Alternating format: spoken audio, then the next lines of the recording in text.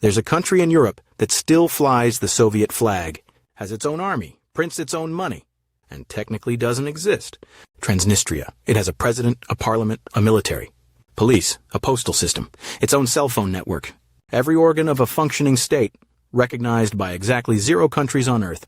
1991. The Soviet Union collapses. Moldova, a small country between Romania and Ukraine, becomes independent overnight. But there's a complication on its eastern edge. The population here splits 3 ways: Moldovan, Ukrainian, Russian. The Russian speakers hear the rumor. Moldova plans to reunify with Romania. Overnight, they become minorities in a Romanian-speaking state. So they break away. A strip of land 250 miles long, 12 miles wide at its broadest.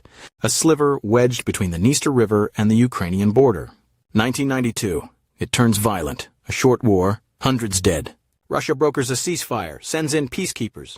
The fighting stops. The peacekeepers never leave. Transnistria prints its own money, the Transnistrian ruble, accepted nowhere else on the planet. Some of the coins aren't even metal, they're composite plastic, shaped like guitars, bicycles, novelty tokens from a state the world pretends isn't there. The currency is the harmless part. Russia still stations roughly 1,500 troops in Transnistria, labeled peacekeepers, sitting right beside them, one of the largest Soviet-era ammunition depots in Europe. The village of Kabazna, 20,000 tons of munitions stacked in bunkers since the Cold War, enough to flatten a mid-sized city. In the early 2000s, international investigators raised the alarm. Transnistria was flagged as an arms trafficking hub. Weapons from Kabazna, allegedly funneled to conflict zones across the Middle East and Africa. An unregulated black market arms corridor, shielded by one simple fact: you can't sanction a country that doesn't exist. Transnistria declared independence in 1990. It has governed itself for over 30 years.